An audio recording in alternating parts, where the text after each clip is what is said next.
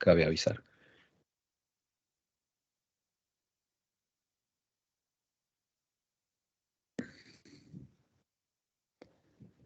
Ok, ahora sí, estamos grabando entonces y retomamos un poco por donde habíamos dejado, que es esta, para mí, súper apasionante e intrincada historia de cómo va a ir gestándose el cuento americano, deberíamos decir el cuento norteamericano, en este caso, hasta llegar a ser el género por antonomasia de la literatura de ese país, ¿sí? Entonces, con Washington Irving tenemos allí unos primeros chisparloteos, con tonos mixtos, con ciertas ambigüedades. Alguien puede decir un autor chapucero, que se queda a mitad de camino, que no tenía una fuerte vocación literaria. Algunos historiadores lo señalan como el primer escritor convencido, pero luego uno lee sus cartas y un poco que se fue encontrando con lo que la vida le iba dando, que no siempre era un lecho de rosas, y terminó siendo el primer gran escritor norteamericano, casi por casualidad, si ustedes quieren. Y en este carácter, en esta misión, se asignó Washington Irving, hay algo interesante, y es ese papel de renunciar a transformarse en una tribuna moral, a través y gracias y merced a este carácter, acabo de decir chapucero, quizás una palabra un poco agresiva, pero humorista, entertainer, ¿no? Que se usa mucho en la cultura americana actual, la persona que quiere entretener, quiere divertir a los demás, que no tiene aspiraciones profundas. Y entonces esta cualidad de humorista liviano, un poco chocarrero, un poco satírico, pero sin grandes pretensiones doctrinales, esto es lo que le va a permitir a Washington Irving, creo yo, empezar a transformarse en un gran escritor. Algo que costaba mucho en un país de una raigambre puritana. La renuncia a esa cualidad de visionario, de maestro de moral, ¿no? Cuando hablamos de las figuras de poeta, las figuras con las que un escritor puede representarse ante la sociedad, apelamos a la tradición greco-romana y entonces decimos, un escritor puede ser un poeta faber, ¿sí? Alguien que hace gala de su talento técnico y que no hace más que eso, no quiere hacer más que eso, quiere ser admirado y quiere gustar a través de eso. Puede ser un poeta doctus, ¿no? Un docto, un erudito, alguien que se transforma en una especie de cúmulo de saberes y que tiene algo para enseñar y transmitir y que de alguna manera es como la conciencia histórica de un pueblo.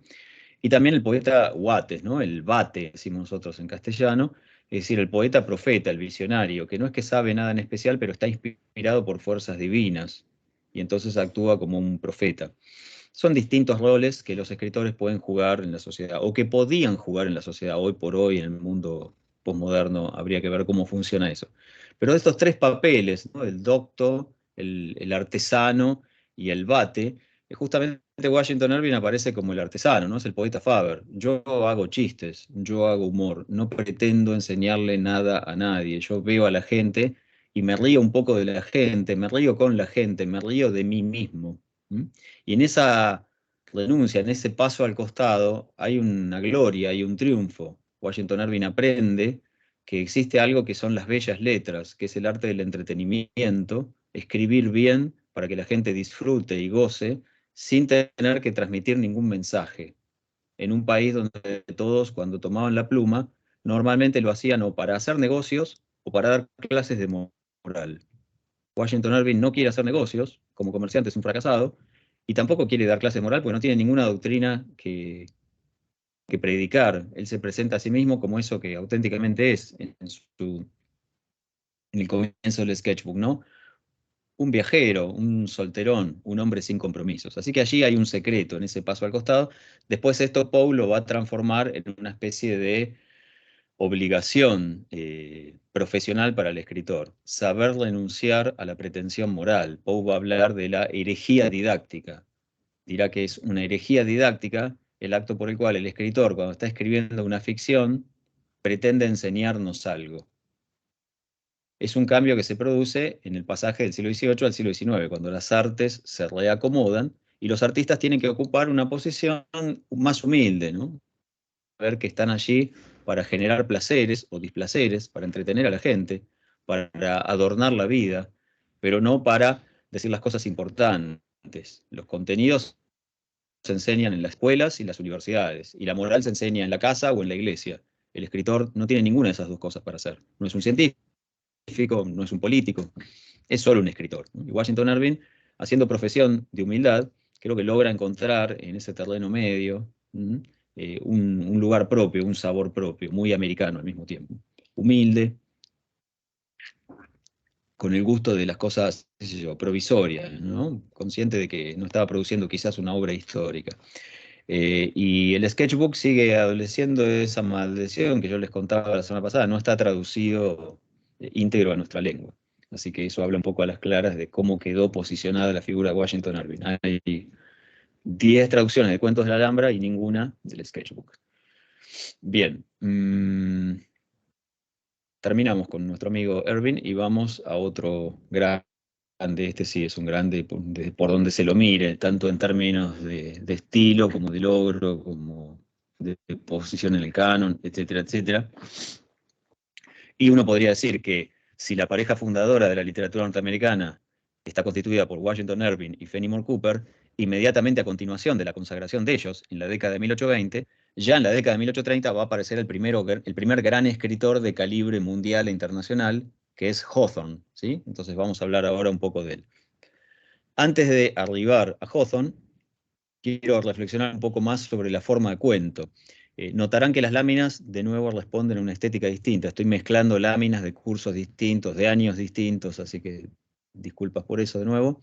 Entonces, el cuento tiene obviamente una historia. Voy a pasar por alto esto porque este no es un curso sobre la historia del cuento, pero no hay nada allí que ustedes no puedan saber. Simplemente les quiero llamar la atención sobre el hecho de que para cualquiera que reflexiona sobre la literatura, el cuento es una de las formas más importantes, si no la más importante. Sin embargo, hasta comienzos del siglo XIX no existía como tal, ¿no? No había una entidad de cuento literario. Los cuentos estaban como marco aquí, ¿no? Contenidos en ciclos de cuentos o tenían marcos narrativos. Pensamos en Boccaccio, pensamos en Chaucer. Los escritores casi no producían cuentos aislados, porque en principio lo que no había tampoco eran revistas o diarios donde publicarlos. Entonces, hay una sinergia entre el periodismo, el sistema editorial, la prensa y el formato del cuento.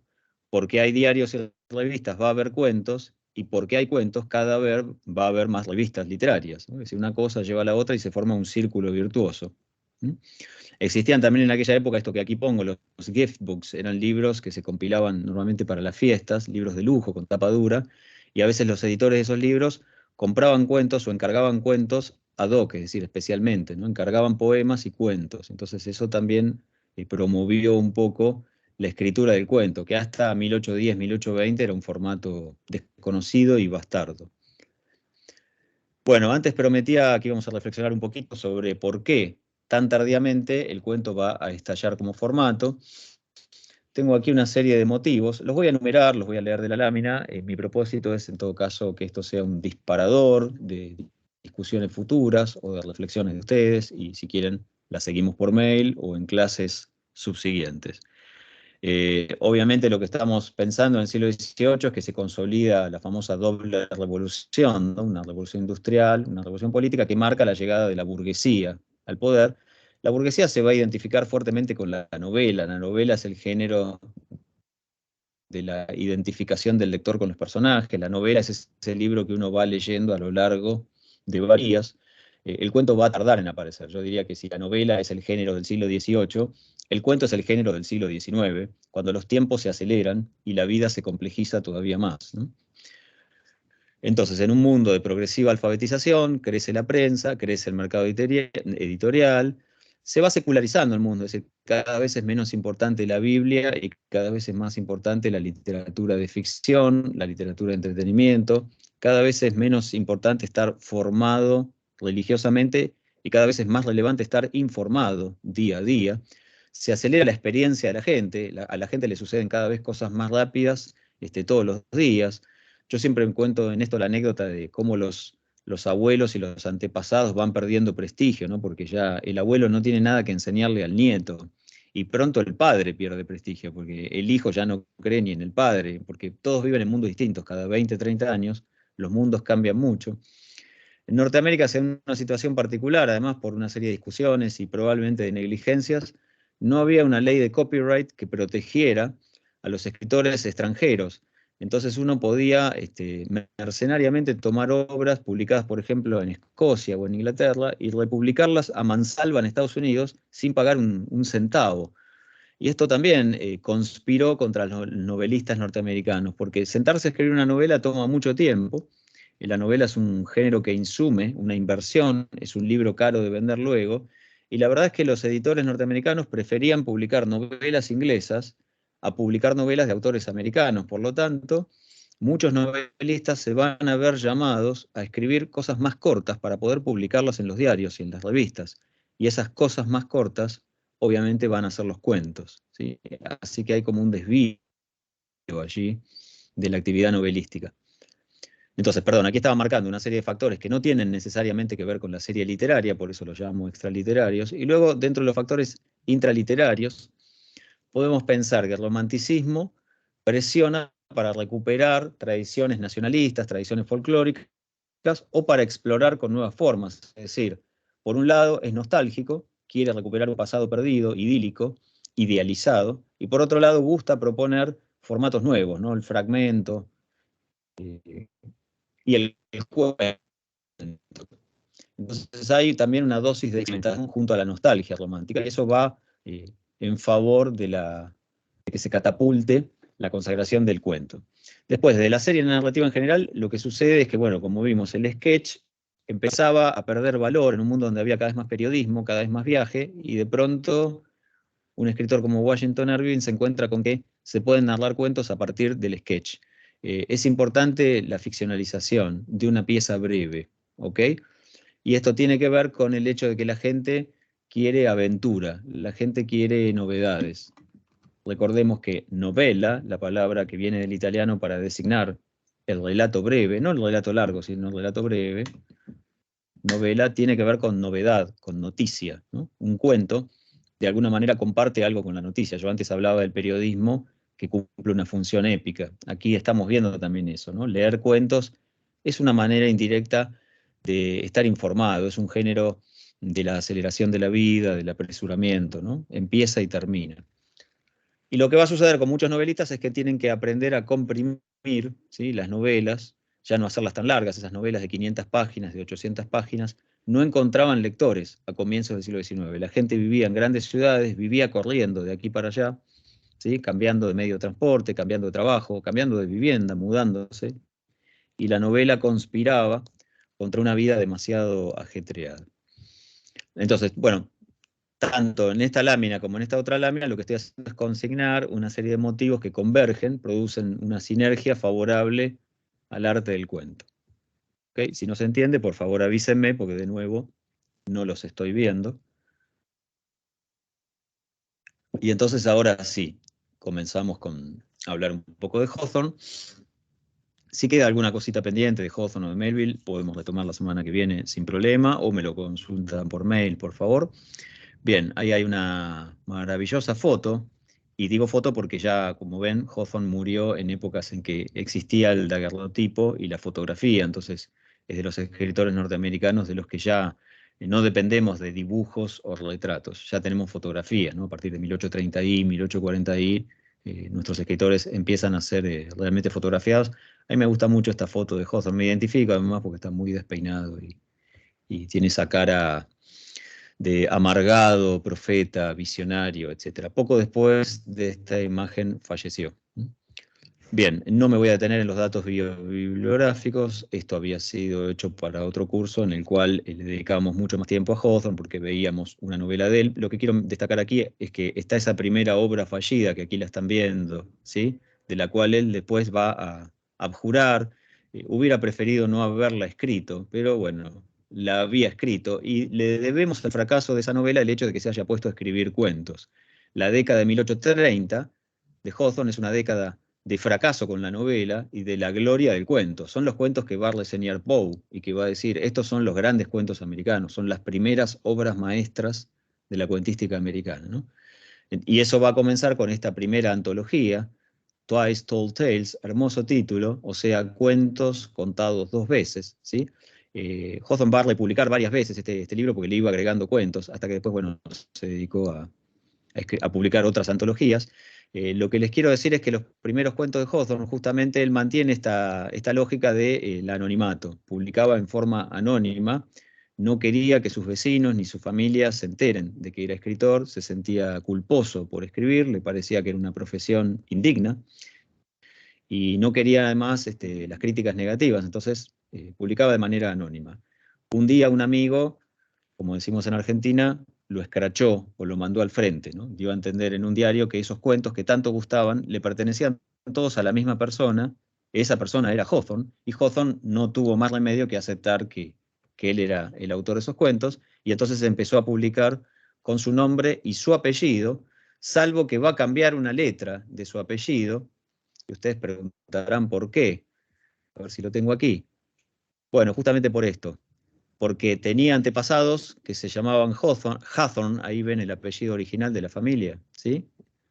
Estos antepasados no eran antepasados muy queribles, habían participado de la persecución de los cuáqueros y de la tortura y asesinato de las brujas en Salem. Por lo tanto, Hawthorne sentía vergüenza de esos antepasados. Así que cuando elige tomar un nombre público y elige a la fuerza reconocer que sus obras le pertenecen, introduce un cambio en su apellido y agrega esa W para que el apellido se pronuncie un poquito distinto. Pasa de ser Hawthorne a ser Hawthorne, ¿sí? Menos de un siglo después, alguien llamado William Faulkner va a hacer lo mismo. Se los voy a contar más o menos dentro de un mes o 2 meses cuando veamos Faulkner. Es decir, tenemos por lo menos dos grandes escritores norteamericanos que agregan una vocal o una semivocal en su apellido para cambiar un poco su identidad. Entonces, les voy a contar dos aspectos de la poética de Hawthorne que me interesan particularmente, así que les muestro primero esta lámina y luego les muestro esta para que vean que van por el mismo lugar. Por un lado, vamos a hablar de la alegoría, a continuación de este primer problema, que es el problema que yo les comenté antes, del romance, ¿sí? Romance.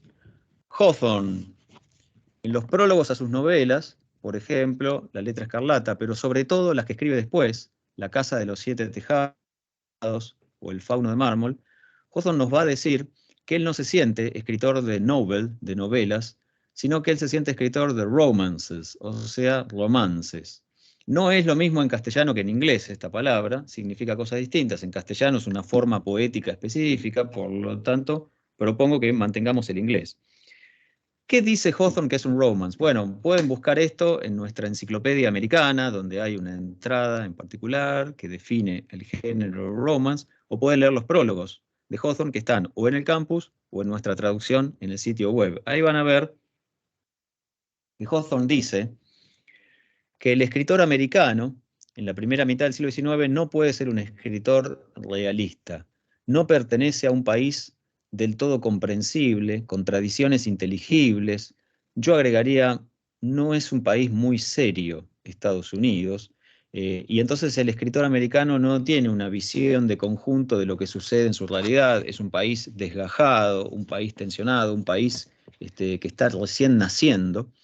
Y entonces el escritor necesariamente está extrañado de la realidad que lo circunda. Por lo tanto, no puede aspirar a ser un novelista si la novela es el género de la narrativa larga que apuesta al contrato mimético o realista. Entonces no hay novela para el escritor americano. Lo que queda es el romance. El romance es una obra en prosa donde los personajes no necesariamente se parecen a seres reales, donde las cosas que suceden no son necesariamente verosímiles y donde se hace patente que hay un corrimiento respecto de la realidad. Es decir, el romance es como una novela, pero no realista, es antimimético. Y esto viene acompañado en algunos textos de Hawthorne, sobre todo en los preludios de sus novelas, ¿sí? Que insisto, algunos están en el campus, algunos están en el website. Van a ver allí que Hawthorne da a entender que el problema es con América, o Norteamérica, si ustedes prefieren, en general. Hay un problema con Norteamérica en general. Es un país que impide pensar la realidad y por lo tanto hay un problema de representación para el escritor. El escritor no puede representar la realidad. Por lo tanto, lo mejor que puede hacer es dedicarse a desfigurarla, a manipularla y a crear caricaturas, grotescos, ¿sí? Alegorías, simplificaciones, tergiversaciones de la realidad, nunca una reflexión crítica sobre la realidad. Y esto lo pone en una situación ambigua a Hawthorne, porque por un lado está todo el tiempo diciendo Norteamérica aún no existe como país, no nos podemos tomar en serio este país, no nos ayuda a la imaginación, no promueve el arte, pero por otro lado, Nueva Inglaterra, con toda su tradición de brujas y de cazadores de brujas, toda esa tradición religiosa, es un lugar lleno de fantasmas, lleno de espectros. Entonces, Nueva Inglaterra en particular alienta una cierta imaginación morbosa y América en general impide una representación realista. Por lo tanto, si yo me propongo escribir narrativa de ficción, si quiero hacer una obra extensa y soy americano, en 1820 o en 1840, yo estaré escribiendo un romance. Si quiero escribir una novel, o sea, una novela, voy a fracasar. Poco después va a surgir esta idea, y aquí les anticipo esto, que después si quieren lo desarrollamos mejor. Si pasamos de la narrativa extensa a la narrativa breve, la pareja sería tale y short story. Entonces, el tale sería el tipo de cuento no realista, y luego va a aparecer la short story a mediados del siglo XIX, cuando llegue la onda realista de la literatura europea, y entonces lo que se va a producir es este nuevo género que será la short story, que ya no será un tale. Si esto no se entendió, lo volvemos a decir, y si no, lo voy a volver a decir más adelante en ocasión de otros escritores, ¿sí? Por ahora, repito, la short story como concepto se va a poner de moda recién a fines del siglo XIX. Es un artilugio inventado por algún editor para dar a entender que las piezas que contiene un cierto libro o que una narrativa, un relato breve, tiene una pretensión realista y ya no es un tale al estilo antiguo, es decir, ya no es algo alegórico, ya no es de una fuente oral, ya no tiene pretensiones morales. Entonces la diferencia entre short story y tale será una diferencia cualitativa, no cuantitativa. Tendrán la misma extensión. Nosotros, el problema es que en castellano usamos la palabra cuento. Entonces, el American Tale es un cuento y el American Short Story es un cuento. No tenemos palabras distintas para oponer un cuento al otro. Entonces, lo que yo propondría es pensar cuento no realista y cuento realista. Y esta cesura se va a dar más o menos a mediados del siglo XIX, 1850, 1860, 1870. En Estados Unidos piensen que hay un hito que separa la primera mitad del siglo XIX de la segunda y es la guerra civil. ¿Sí? Entonces, 1865 suele ser una cifra que se invoca para marcar ciertas cesuras temporales o ciertas separaciones entre un proceso y otro. Por supuesto, sería muy absurdo decir que hasta 1865 en América se escribían tales y a partir de 1866 se empezaron a escribir short stories, ¿no? Eso no tiene ningún sentido. Pero sí podemos decir que las de Edith Wharton a fines del siglo XIX son mucho más short story que tales, y que lo que Poe escribe son tales y no short stories. ¿Entiendes esto? Sí, sí. Bueno, bien. Podemos volver a esto cuantas veces quieran. Es importante en la literatura norteamericana. Probablemente en otras literaturas no lo sea tanto. En otras literaturas se habla más bien de la fase realista, ¿sí? Bueno, en Norteamérica tenemos una palabra distinta para separar tale de short story. En el website tenemos esa sección que se llama Enciclopedia Americana, donde hacemos entradas especificando algunas cuestiones léxicas, es decir, tomamos una palabra o un concepto y en una, dos o tres páginas explicamos un poco ese concepto dentro del contexto de la literatura norteamericana para evitar confusiones. Los invito a que visiten el website y busquen la caja que dice Enciclopedia Americana y ahí van a ver que hay una explicación acerca de la diferencia entre tale y short story, o bien qué es un romance, o bien otras cosas que por ello estoy diciendo, y que requieren de alguna manera un diccionario propio. ¿Bien? Y luego el otro concepto fundamental para entender la poética de Hawthorne es el concepto de la alegoría. Ya no tiene que ver con la representación, como el del romance, del romance. Este tiene que ver más bien con la intención del autor y en todo caso con lo que hace el lector, es decir, con la recepción. ¿Sí? Tiene que ver con otra dimensión del hecho literario. Alegoría, concepto súper complicado. Aquí hice una compresión de elementos que ayudan a pensar este concepto y a definirlo. En principio, en griego, alegoreo es figuración, figura, es decir, darle una figura, darle una carnadura, darle una forma sensible a aquello que no la tiene, aquello que es conceptual. Por ejemplo, la justicia, ¿no? Sería una mujer, no sé por qué es una mujer, es una convención griega, tiene los ojos vendados justamente porque es imparcial, tiene una espada porque es muy severa y una balanza. Si yo veo eso y participo de la cultura occidental, debería reconocer que es la alegoría de la justicia. Porque si no, la justicia es una idea, es un concepto, no tiene forma. Entonces necesito darle una forma. Eso es lo que los griegos llamaban alegorizar. Ahora bien, ¿qué sucede con la tradición alegórica? Se la va a apropiar el cristianismo, ¿sí? A partir de, obviamente, de Constantino. Y lo que el cristianismo va a hacer con la tradición alegórica griega es justamente empezar a usarla con fines doctrinarios y moralizantes cristianos. Es decir, el cristianismo va a empezar a inventar alegorías, por ejemplo, del pecado, o de, qué sé yo, del tentador, de Satanás, o no sé, de la caridad, o de las virtudes cardinales, o de los pecados capitales. Les va a poner un nombre y va a empezar a jugar con este sistema de significación figural, alegórica, para que los creyentes entiendan a través de los ojos aquello que quizás es demasiado abstracto. ¿Sí? ¿Se entiende esto? Entonces, si yo veo 7 figuras, una es un gordinflón que está comiendo y vomitando al mismo tiempo. El otro está teniendo una orgía sexual con 12 mujeres al mismo tiempo. El otro está azotando a unos niños. Digo, bueno, son los pecados capitales, la gula, la violencia, la lujuria. Puedo entender eso, ¿no? Les veo una forma. Fundamental para entender el problema de la alegoría es diferenciarla del símbolo. Una alegoría, esperen que vuelva un poco a ustedes para que no se me duerman, una alegoría establece una relación lineal, hay una vinculación entre esto que yo veo y algo que debería evocarse en mí si yo tengo el código correcto, si yo pertenezco a la cultura correcta. Por supuesto, si viene un extraterrestre o un maorí de Nueva Zelanda, ¿sí? Y le muestro la alegoría del pecado capital X, y por ahí no la entiende. No, por ahí no, seguramente no la entiende. ¿Por qué diablos la va a entender? Una alegoría griega quizás la entienda, porque quizás pertenece un poco más a una cultura humana antigua, pero probablemente no la entienda tampoco, no tendría por qué entenderla. ¿Sí? Las alegorías son convencionales, son decisiones que una cultura ha tomado de ir creando figuras que ocupan el lugar de algo que es conceptual.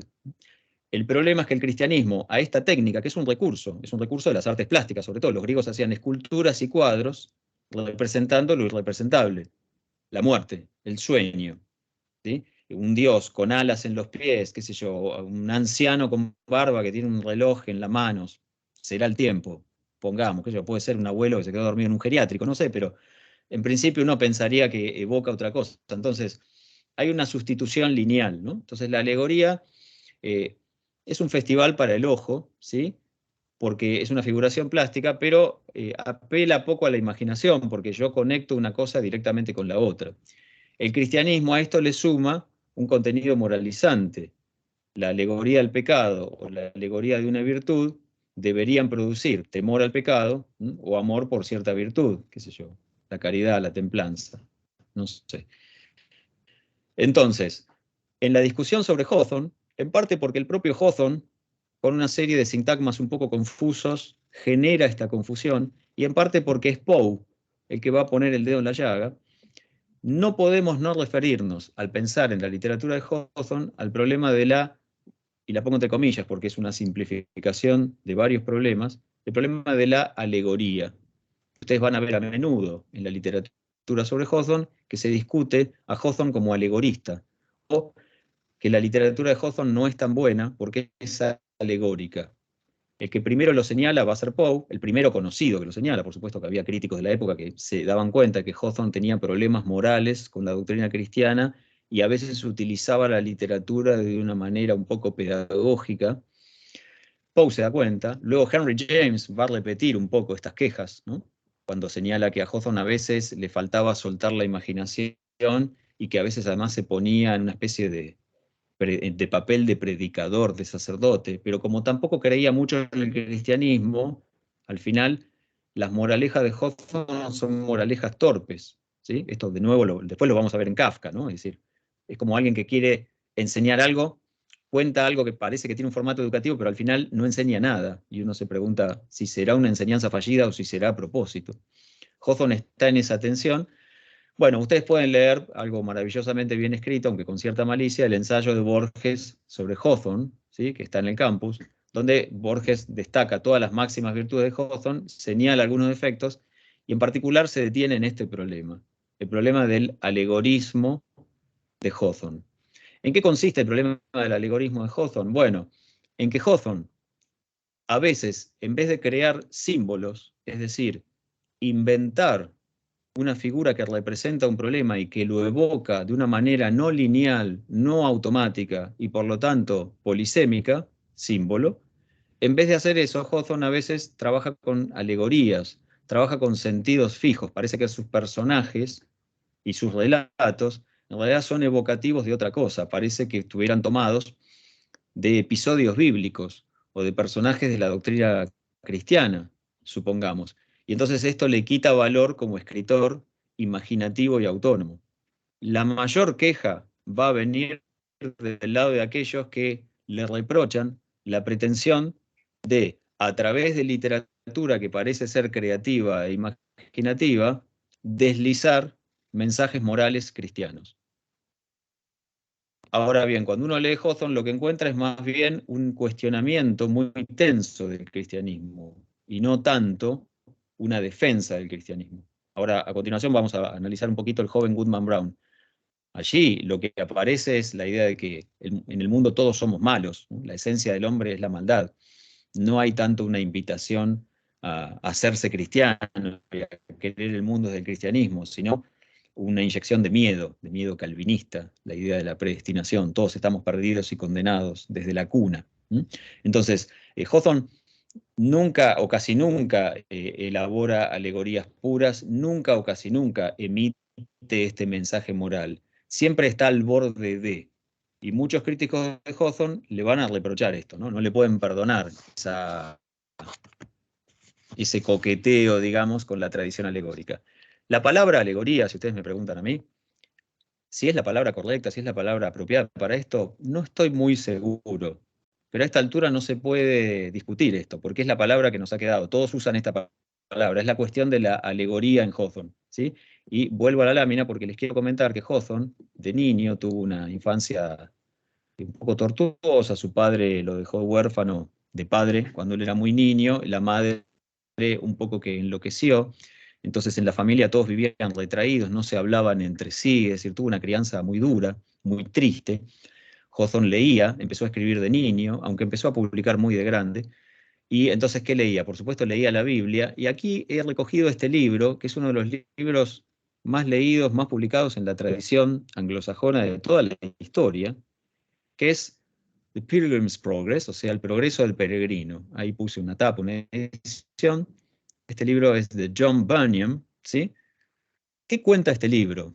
Bueno, este libro nos cuenta que hay una persona llamada Christian, o sea, un cristiano, que vive en un lugar triste, que se llama Ciudad de la Destrucción, y él se siente triste y vacío, y le cuentan que hay una ciudad, que es la ciudad de la luz, de la esperanza, de la salvación, que queda en la punta de una montaña, y entonces Christian, perdón, trata de convencer a sus amigos de que lo acompañen para ir a esa ciudad porque van a estar mejor, y los amigos no quieren ir, la familia tampoco, y tiene que dejar todo. Y carga un bolso que le pesa mucho, del cual se le van a ir cayendo cosas por el camino, y en el camino se va a ir encontrando con gente. ¿Cómo se llama esta gente? Por ejemplo, una persona le dice, desvíate por acá, que allá hay un restaurante que hacen unos choripanes bárbaros, podés comer todo el día. ¿Y vos cómo te llamás? Yo me llamo Gula. Ah, qué bien. Entonces va Cristiano y come muchos choripanes, tiene una indigestión, al día siguiente no puede continuar, la mochila le pesa mucho. Pero viene otra persona y le dice, vamos, Cristiano, vamos todavía que usted puede, ¿no? Tipo un entrenador de esos equipos de fútbol que están perdiendo y el entrenador te da lástima, pobre, porque les trata de inyectar energía a sus jugadores. Y dicen, vamos, vamos que podemos, no se queden atrás y le da ánimo, ¿no? Fíjate que allá está la luz, la ciudad en la montaña es verdadera, no te mintieron, tenés que avanzar hacia allá. ¿Y cómo te llamas vos? Y yo me llamo Esperanza. Y es una chica linda vestida de verde. Y bueno, y ustedes pueden imaginar, estos son 300 páginas, hay un dibujito animado, se consigue muy fácil, si a alguien le interesa la versión animada, le mando el link, pueden ver, hay una película. Es la idea, sí, City on the Hill en realidad está en un sermón de Cristo, ¿no? Eso lo contamos la vez pasada, alguien pregunta en el chat. Entonces, Christian, por si no se dieron cuenta, creo que sí, ¿no? La alegoría del cristiano, que siente que este mundo es triste, un valle de lágrimas, pero uno puede llegar a la salvación. La salvación es la ciudad linda que está allá arriba en una montaña. El camino cuesta arriba, es un camino difícil, porque el cristiano tiene que recuperar la fe, tiene que entenderse, entender el mundo, ¿no? Pensar en Dios, superar los vicios y los pecados te salen todo el tiempo, hay alguien que le pone el pie, alguien que lo empuja, le quieren robar la mochila, cual si fuera un pobre joven que vuelve de trabajar del conurbano a cristiano. Y son toda esta gente malvada, que son los vicios y los pecados. Pero hay gente buena que lo ayuda, se llaman fe, se llaman esperanza, etc. Ya se dieron cuenta a esta altura. Sí, es un bodrio, aunque sirve mucho para entender el pensamiento figural, el pensamiento religioso, y sirve muchísimo para entender a escritores como Hawthorne en la literatura norteamericana y a Stevenson en la literatura inglesa, porque ellos son herederos de puritanos. Entonces, son niños que se criaron leyendo este libro, ¿sí? El Progreso del Peregrino era el libro, era como el número 2 de la Biblia. Yo creo que se vendían juntos, había un combo tipo McDonald's, te vendían la Biblia y el Progreso del Peregrino, venían los dos juntos, atados, tenías que leer uno y después el otro. Entonces, el progreso del peregrino es como una novela, si ustedes quieren, pero es puramente una alegoría donde cada figura es sustituible por otra cosa. La fe, la esperanza, la violencia, qué sé yo, la lujuria, la mentira. Entonces, el cristiano es el alma del cristiano que va subiendo la montaña y va a llegar a la salvación. Eso es la vida. Uno diría, bueno, es una metáfora de la vida. Como metáfora es tan burda que más que una metáfora es claramente una alegoría, hay una relación lineal, no tengo mucho que interpretar, ¿no es cierto? No hay una gran creación poética allí. Bueno, ese es el tipo de lectura que hacían los niñitos herederos de los puritanos en Estados Unidos. También en Escocia, también en algunas regiones de Gales, de Inglaterra, ¿sí? Entonces, por eso puse allí la tapa de ese libro, para que cuando hablamos de la alegoría en Hawthorne tengan presente que es este tipo de operación por la cual estoy hablando de algo, pero en realidad estoy hablando de otra cosa. Esto de lo que estoy hablando es mejor, porque es un mensaje moral, porque es doctrina cristiana, y quizás le puede ayudar a mi lector, ¿ok? Entonces, ustedes pueden sustituir lo que yo digo por otra cosa. Y a veces muchos lectores de Hawthorne se encuentran con este problema, ¿no? El maestro Hawthorne allí a veces nos estaría haciendo como decimos en Argentina, bajada de línea, ¿no? Como una bajada de línea de una doctrina moralizante cristiana. Lo cual es gracioso, porque Hawthorne no iba a la iglesia y se llevaba bastante mal con el cristianismo. Así que pensar que Hawthorne hace eso es no conocer a Hawthorne. Entonces, permítanme que les transmita la acusación típica de la que es víctima Hawthorne, y por otro lado, no puedo no decirles que es una acusación bastante ingenua y bastante injusta, sin que esto implique que Hawthorne está todo el tiempo al borde de escribir alegorías. Pero nunca son eso, siempre son otra cosa, siempre es algo más siniestro, más productivo, más ambiguo.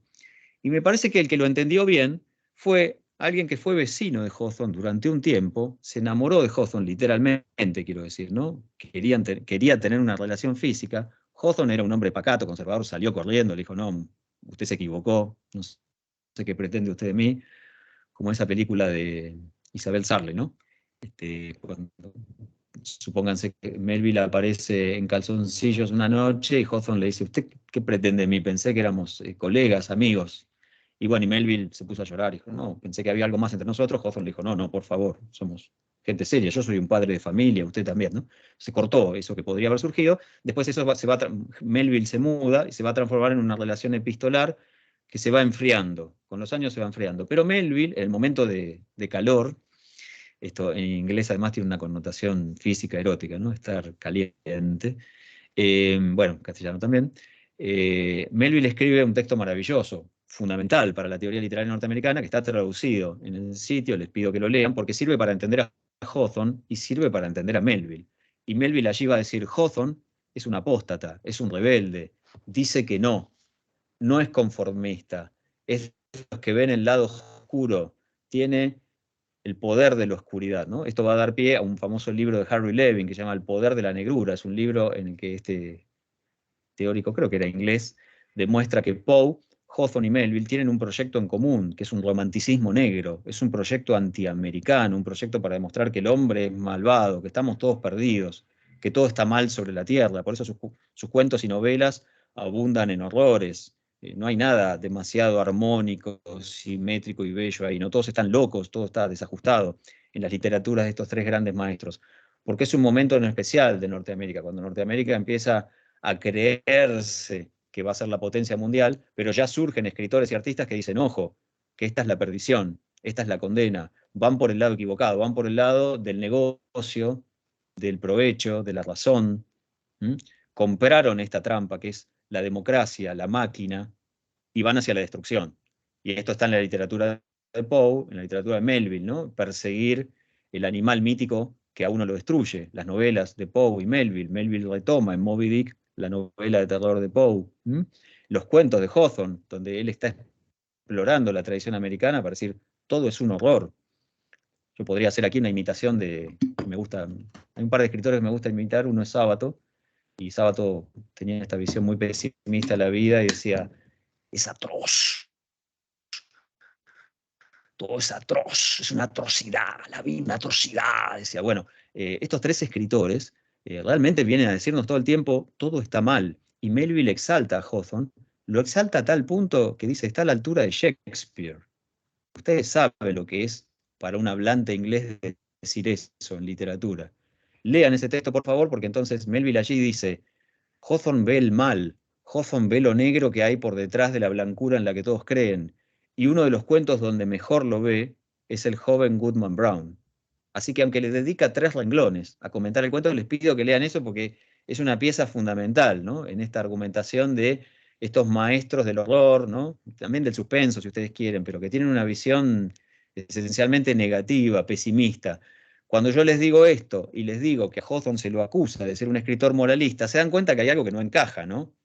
Como su amigo y amante aspiracional. Melville está diciendo, es el escritor de la negrura, es el escritor de la noche, viene a decirnos que todo está destruido, que este país es una mentira. ¿Cómo ese escritor va a ser el moralista cristiano? No, justamente Hawthorne coquetea con la alegoría y parece que nos vende a veces fábulas moralizantes, pero no tienen moraleja.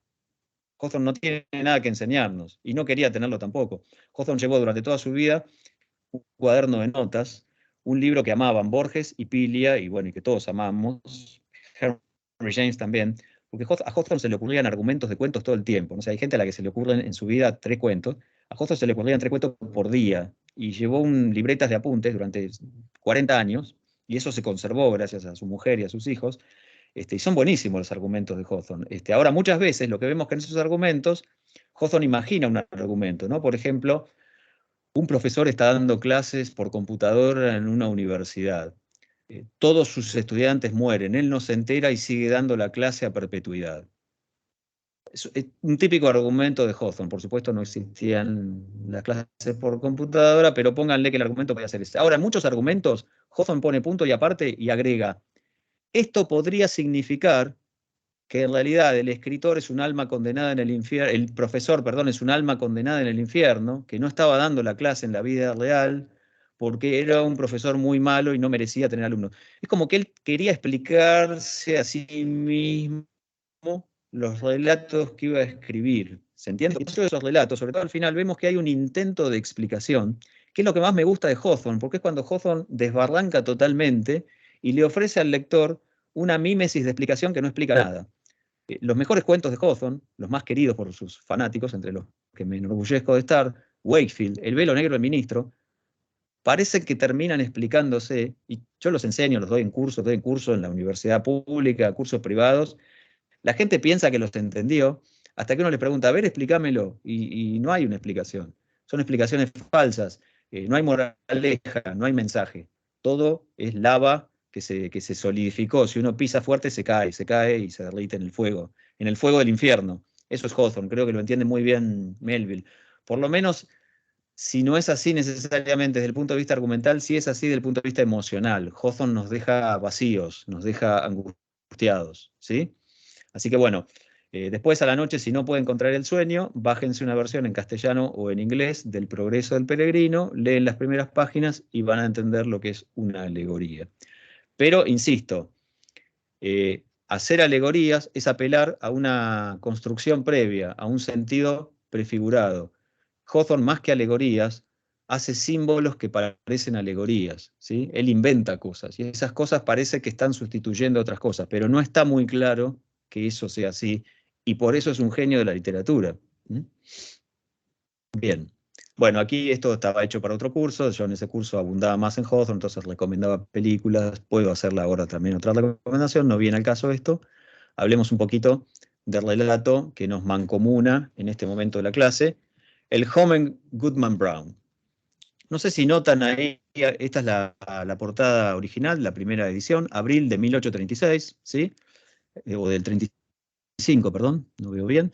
Bueno, se mataron pensando el título de la revista, era una revista que salía en Nueva Inglaterra, entonces se llama La Revista de Nueva Inglaterra. Muy bien. Textos originales, originales, el primero de la sección es El joven Goodman Brown, y dice, por el autor de tal cosa. Se dan cuenta de que no está el nombre del autor. Hawthorne en esta época todavía publicaba en forma anónima, ¿sí? No era Hawthorne. Hawthorne va a empezar a ser Hawthorne un tiempo después, ¿sí? Y entonces lo que quiero, bueno, después, años después, cuando ya era Hawthorne, va a compilar este cuento prácticamente sin modificaciones en una antología de 1846. Esa antología será Musgos de una vieja rectoría o de una vieja casa parroquial. Este es el libro a propósito del cual Melville, fingiendo que está escribiendo una reseña de ese libro, va a escribir algo que es mucho más que una reseña. Es una fe poética de Melville. Bueno, este es el libro que Melville está comentando. Por eso uno de los relatos que va a comentar es este relato, porque estará incluido en ese libro. Este relato no fue incluido en la compilación llamada Cuentos contados dos veces, que es la compilación anterior de Hawthorne, que es la compilación que varias veces reseñó Edgar Allan Poe, ¿sí? Como Poe cobraba las críticas literarias, cada vez que salía un libro, ya lo había leído, lo volvía a reseñar, decía más o menos lo mismo, agregaba 3 renglones y volvía a cobrar, ¿sí? Marco algunas cuestiones aquí que quiero compartir con ustedes. Por favor, si algo no se entiende, si voy muy rápido o qué sé yo, avísenme. Yo estoy dejando de verlos cada 2 por 3. Cada vez que me lanzo al modo lámina, les recuerdo que yo no los estoy viendo, ¿sí? Así que si hay un chat o si hay un gesto, me lo pierdo. Entonces, lo que marco aquí, y espero que lo estén viendo en las láminas, ignoro si lo están viendo en YouTube porque me olvidé de la comunidad me olvidé totalmente de la comunidad de YouTube. Bueno, déjenme ver si existe esa comunidad aún, qué sé yo. Bueno, que sea lo que Dios quiera de esa pobre gente, ojalá que sí. Vuelvo a la lámina entonces. Marco algunas cuestiones del joven Goodman Brown. Bien. En principio aquí Hawthorne está trabajando con un subtexto histórico, va a ser esta figura del tentador, esta figura satánica, el diablo, podemos decir, este misterioso personaje que lo está esperando a Goodman Brown, que de alguna manera parece como un pariente de Goodman Brown, que de alguna manera parece Goodman Brown, pero más viejo, ¿no? Que lo está esperando en el camino hacia el bosque al caer la tarde, ¿sí? Y le va a ir recordando este personaje hechos históricos, sucesos reales, personajes, e incluso le va a recordar al personaje que él tuvo algunos antecesores a los que el diablo, o el tentador, o como quieran llamar a este misterioso personaje, él los vio hacer, cometer pecados, pecados muy crueles, ¿no? Torturar, matar, mentir. Es decir, hay una historia de la región de Nueva Inglaterra, hay una historia de los puritanos que el diablo conoce, y es una historia satánica, es una historia diabólica, ¿no? El diablo le está recordando todo el tiempo que ese lugar donde él vive es un páramo propio del diablo, que no es casual que ahí haya aquelarres y que él se pasea de un lado a otro con facilidad. Vino a Boston, de Boston a Salem, llegó en 10 minutos, ¿no? Esa es la zona del diablo. Y el diablo invita gente a la noche para tener esta especie de ritual satánico, estos festivales de iniciación, ¿sí? Podemos considerarlos aquelarres, orgías, no sé, el nombre que ustedes quieran allí.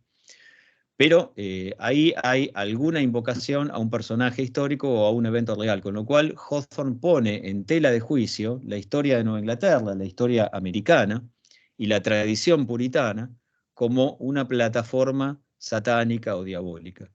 Y por otro lado, echa mano de recursos alegóricos. Algunos son bastante obvios, ¿no? El personaje se llama Goodman, o sea, es un buen hombre. El apellido Brown es un apellido común, es casi un no apellido. Brown es marrón, pardo, castaño, ¿no? El color de los árboles. Está como ya mimetizado con el bosque desde su propio apellido, este personaje, como si estuviera condenado a pertenecer al bosque. Su mujer obviamente se llama Faith, ¿sí? La fe. tiene esas, no sé qué son, esas guirnaldas rosadas, esos ribbons, esas cintitas que eran propias de los bebés femeninos, de las bebés, ¿no? Y la mujer sigue usando esas cintitas. Son cintas propias de una mujer pura, de la inocencia, ¿no? Entonces, vemos que ahí ya hay un trabajo sobre lo alegórico, con nombres que parecen estar remitiendo a arquetipos cristianos. El buen hombre y la fe están casados. Hace 3 meses que están casados y él decide irse, ha sido invitado a participar de este festival. Suponemos que él quiere ir al festival para demostrar que puede resistir al tentador. No queda muy claro, ¿no?, en esto. Por otro lado, el recurso alegórico bastante obvio son las oposiciones, son oposiciones muy sencillas, muy directas.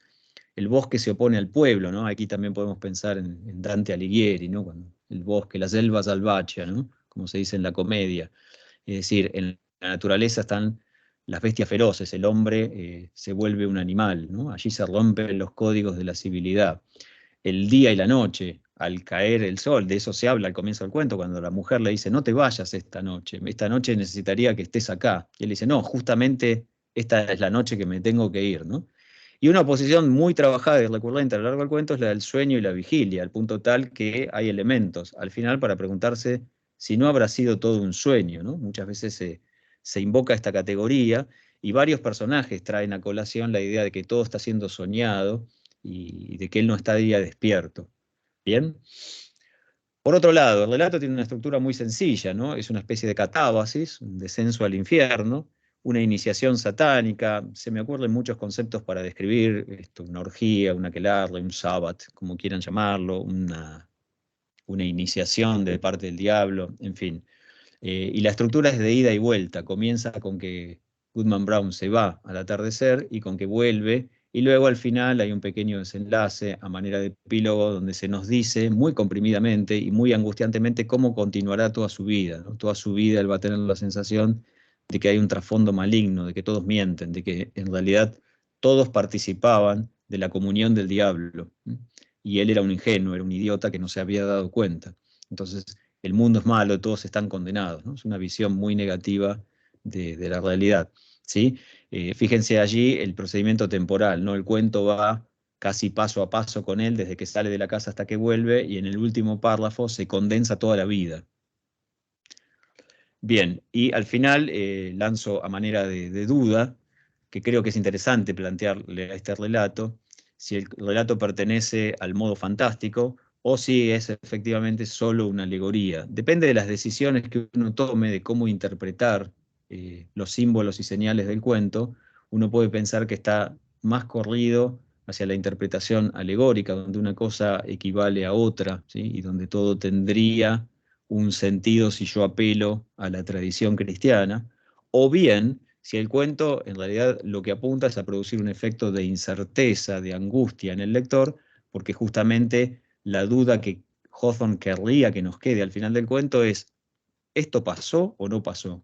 ¿Qué es la duda clave del fantástico? ¿Qué es la pregunta que define al modo fantástico, ¿no? La ontología de los hechos. Me parece que es un cuento que se presta muy bien para esta discusión. Esperen que vuelva ustedes, así nos vemos un poco. Bien, ¿habían leído el cuento? ¿Alguien, alguna apreciación, alguna Sí. consideración? Mientras me tomo un mate. A ver, ¿alguien a quien le haya gustado? ¿A alguien le gustó el cuento? ¿Mucho? ¿Poco? Yo cuando leí me hizo acordar a Sueño de la noche de verano, por Y sí, claro. por los Porque, contrastes. Por y los bueno, contrastes, eso de entrar al bosque, que en el bosque se claro, desata, mientras que claro, claro. Claro. Bueno, Shakespeare justamente ahí no estaba haciendo nada demasiado original. Yo antes mencioné al Dante, ¿no? Como tampoco Dante inventó la idea de que el bosque es la incultura, ¿no? Es el lugar a donde el hombre va y se pierde, ¿no? El bosque, la noche, la orgía, son todos los lugares donde uno pierde la identidad, el cristiano pierde el rumbo y el tentador te puede encontrar, ¿no? Incluso los animales del bosque pueden también tener una carga alegórica, los animales de la selva, yo, el león, la lechuza, no sé, ¿sí? Entonces es lógico que pienses eso. ¿Y por qué hay algo de un festival orgiástico? Fíjense que este festival orgiástico igual termina como un poco en media res, ¿no? Porque cuando se le presenta su mujer a Goodman Brown le pide, mirá para lo alto, ¿no? No te dejes perder por la tentación. No está muy claro si la mujer lo está reconociendo, si lo está oyendo, y luego él cae abatido, y cuando se despierta ha pasado un rato, y ahí hay un momento claramente definitorio de la literatura fantástica. Hawthorne todavía no lo sabía, porque la literatura fantástica estaba empezando a articularse como un sistema en esta época. Hawthorne es de los que participan de la endocodificación del género fantástico, al igual que el género. Mucha gente dice, lo inventó todo Poe. Bueno, no, hay un cuento de Hawthorne que Poe leyó, donde también se está anticipando el género policial. Ese momento es un momento fuerte de articulación de ciertos subgéneros, ¿sí? Y está bien que reconozcan las huellas de Shakespeare, escritor del Renacimiento, que también muchas veces trabaja con imágenes que estaban un poco alegorizadas, ¿no? Y que él las resignifica, pero por supuesto el bosque, o sea, el bosque de Arden en Shakespeare tiene ese sentido, ¿no? Es el lugar donde yo me pierdo, donde yo me dejo ir. Ahora bien, cuando uno se deja ir, ¿deja de ser uno o se encuentra con su verdadero yo? ¿Qué sucede en el momento en el que uno se deja ir y suelta las ataduras de la civilización, de la doctrina, de los miedos, ¿no? Esa es la pregunta también que hay en Goodman Brown. ¿Cuál es el verdadero Goodman Brown? ¿Por qué Goodman Brown habría querido asistir 3 meses después de casarse con esa mujercita que lo quiere tanto, tan inocente y linda? ¿Por qué diablos se te ocurre que tenés que ir ahí a hacer eso? ¿Sí? Así que está bien esa conexión. Ok. Eh, Les quiero decir esto. Hawthorne tiene una serie de cuentos que son un poco más, si ustedes quieren, más miméticos, más realistas. Yo elegí un cuento en el que vemos claramente cómo Hawthorne está cuestionando y cómo de alguna manera está coqueteando muy fuerte con estos formatos, con el formato de la parábola, con el formato de la alegoría, dejándolos a mitad de camino. Quiero decirles que tiene algunos cuentos en los que es un poco más convencional desde el punto de vista del realismo. Elegí este en particular porque me parece un cuento antipuritano, me atrevería a decir antiamericano en ese sentido, ¿sí? Y un cuento muy angustiante. Por eso lo elegí. No sé si es el mejor, no sé si es el peor, hay quienes lo consideran, no falta quienes lo consideran su mejor cuento, no comparto ese juicio en absoluto, desde un punto de vista valorativo, axiológico. Me parece una pieza formidable para que nos vayamos metiendo de a poco en el curso este año, ¿no? De los mitos americanos. Acá ya vemos a un primer furibundo negador, como dice Melville. Hawthorne says no in thunder, dice Melville. Hawthorne dice que no, en un trueno, como si fuera un trueno, ¿no? Dice, no, está todo mal. Eso somos, mi amante y yo, dice Melville, pobrecito. Bueno, ¿a alguien le ha parecido un bummer, un verdadero bodrio el cuento? Me encantaría escuchar alguna, ya que estamos un poco en formato un poco más íntimo, así tomando mate con la computadora. No, a mí, por ejemplo, me pasó que primero leo la crítica, cosa que está mal, yo sé, porque te Ah, condiciona, te condiciona mucho, pero vos querés, hacemos a eso. veces, sí, porque como que querés tener los lineamientos para saber cómo más o menos leerlo. Ok. Y yo iba con la cabeza de, esto va a ser un bodrio, va a terminar súper obvio, como decía Borges, que medio que lo Ah, mató un poco con la alegoría y qué sé yo. claro, claro. Y al final nada que ver, porque como que él mismo no se entendía muy bien lo que quería expresar, como si Mm, fuera un nudo y que tuviera un montón de aristas y quedó ahí como, parecía claro. más, Borges, sí, que tenía la intención de dejar algo, o sea, una alegoría muy clara, pero no lo logró, digamos, algo así. No sé si la intención de él era claro. eso, ser más Claro. simbólico. Bueno, Hawthorne en este momento estaba escribiendo, como yo dije, culposamente, arrastraba la carga familiar de que la literatura es algo que no vale la pena, que uno no debería dedicarse a eso, por eso el anonimato, por eso no le decía casi a nadie que él escribía. Y también la literatura, él va a decir en algún momento hermosamente en el prólogo a La Letra Escarlata, es un prólogo muy largo que tiene un título propio porque Hawthorne empezó a escribir un cuento y después terminó escribiendo una novela. Ese texto se llama La Aduana, porque Hawthorne trabajaba en la aduana, se ve que no trabajaba mucho porque estaba todo el día escribiendo en la aduana. Conozco muchos funcionarios públicos que podrían dedicarse a eso. Sigue siendo Este, igual la aduana, ¿eh? Yo Bien, trabajé como portadora mucho tiempo, sí, igual. ok, bueno, fantástico. Imagino, sí, qué sé yo. Sobre todo en la cuarentena, cuando la aduana no hacía nada, ¿no? Pero, no, miren qué destino tragicómico. Melville también va a tener cierto éxito como escritor, pero después no tanto, necesita trabajo, y ya Hawthorne le había dado la espalda como amante, y la familia de la mujer de Melville tenía dinero, pero ya no le querían seguir prestando al inútil de Melville, que era uno de los más grandes genios de la historia de la literatura, pero nadie lo sabía. De hecho, cuando murió Melville, salió una noticia sola en un diario y escribieron mal el nombre, o sea, nadie sabía ni quién era Melville. Melville fue descubierto en el siglo XX, ¿sí? Bueno, en un momento Melville sale a buscar trabajo porque no tenía plata, tenía hijos, se le suicida un hijo, un desastre Melville, pobre, y termina consiguiendo trabajo en la aduana. Muchos años después de haber coqueteado con Hawthorne, que había trabajado en la aduana, Melville también va a ser un trabajador de la aduana. Así que miren cómo estos destinos, curiosamente, estaban cruzados. Bueno, en ese texto maravilloso, que es una pieza fundamental de la literatura norteamericana, que es el prólogo a la letra escarlata, Hawthorne dice muchas cosas maravillosas, un texto fundamental, está en el campus, es un texto muy extenso, pero si uno lee ese texto entiende muy bien el complejo de culpa de un heredero de los puritanos que dice, ¿cómo me voy a poner a escribir? Esto no tiene sentido, yo tendría que hacer algo útil en la vida, ganar dinero, ser respetable, los vecinos no me respetan, nadie me quiere, y estoy acá encerrado escribiendo. Bueno, la escritura tenía algo del laboratorio, algo de lo terapéutico para Hawthorne, ¿no? Me parece cuando Hawthorne coquetea con estos formatos pseudoalegóricos o cuasi alegóricos, está expurgando fantasmas, ¿no? Está saldando cuentas con sus antepasados, cazadores de brujas, y está explorando las grandes mentiras de Norteamérica. Y entonces las pone ahí, puede hacer esto, y va a usar en ese texto, hermoso, la aduana, va a crear una figura que se utiliza mucho en teoría literaria norteamericana, en americanística, como me gusta decir a mí, que es la del territorio neutral, ¿no?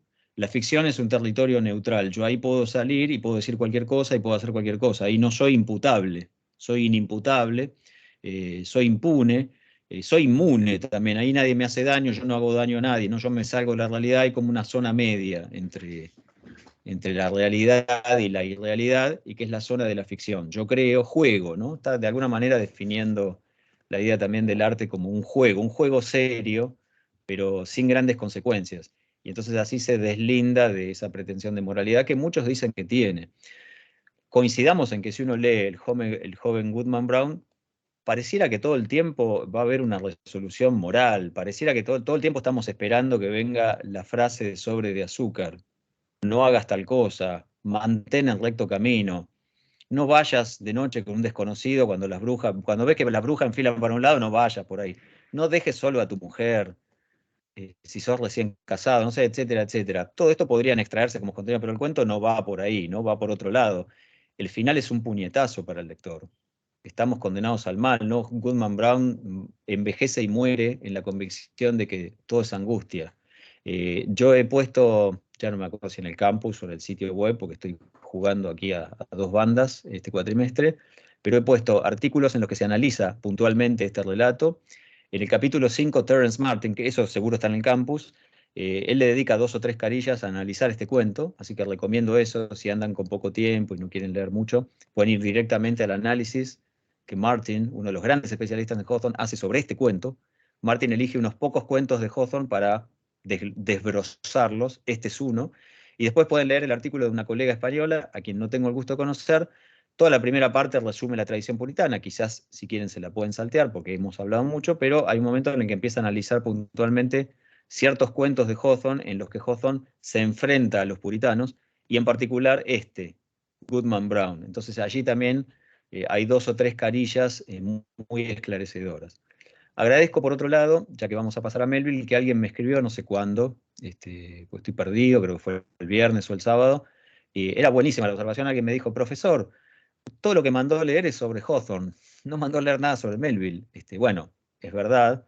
En parte me parece que el texto de Melville sobre Hawthorne dice tanto de Melville como de Hawthorne, pero en parte también porque ustedes en prácticos van a estar trabajando una de las más grandes joyas de la historia literaria universal, que es Bartleby the Scrivener, Bartleby el escribiente, y entonces en prácticos van a poder trabajar más a fondo, quiero creer, la poética de Melville, ¿sí? Eso lo estarán haciendo esta semana o la semana que viene, y entonces, bueno, yo puedo sentirme eximido de frotarles por la cara la magnificencia de Melville. Igual no se van a salvar, ahora vamos a dedicarle 10 minutos a Melville, pero confío en que cuando lean Bartleby y vean lo que es eso, van a entender todo, van a entender la vida y sus misterios, el más allá, van a entender a Kafka y a Borges y todo lo demás, ¿sí? Y Argentina incluso. Entonces por eso no mandé, porque les estaba mandando tantas cosas, siempre lo hago en orden de sugerencia, en esto quiero ser claro, para mí lo importante es el corpus, la bibliografía primaria, ¿sí? Hoy nuestra bibliografía primaria, 15 páginas. Goodman Brown, yo y mi chimenea, no sé, 20 páginas. Eso era lo que había que leer para hoy. Si ustedes pueden y quieren y tienen tiempo, bueno, hay maravillas para leer. Y si leen en inglés, hay más todavía, los puedo inundar con material, pero creo que hay un poco para todos los gustos, ¿no? Bueno, si a alguien le ha parecido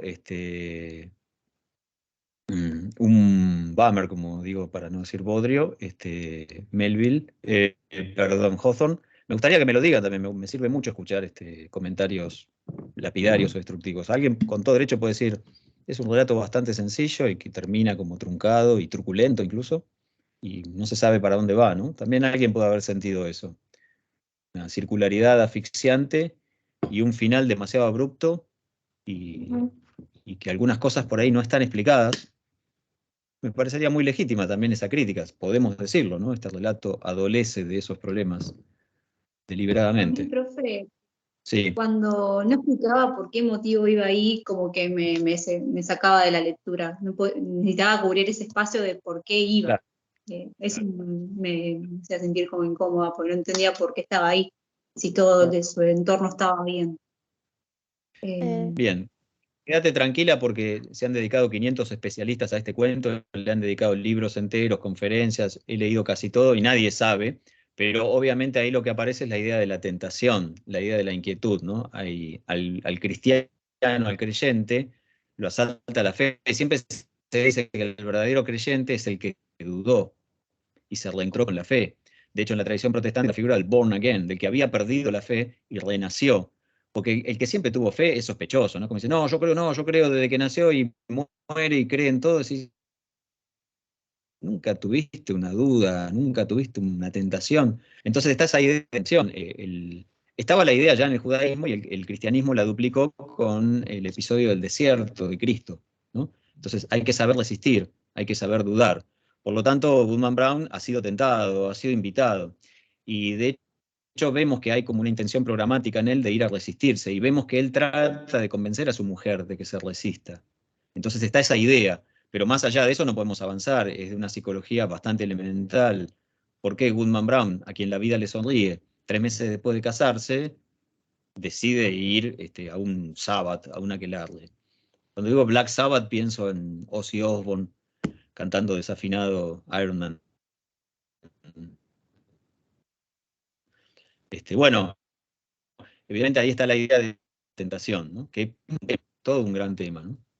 Pero sí, entiendo, claro, el cuento está impulsado porque Goodman Brown decide ir a un lugar y lo están esperando, y además hay varias veces en las que reconoce personajes que ya conoce y duda y seguir avanzando, se pierde un poco, lo pierde de vista su guía.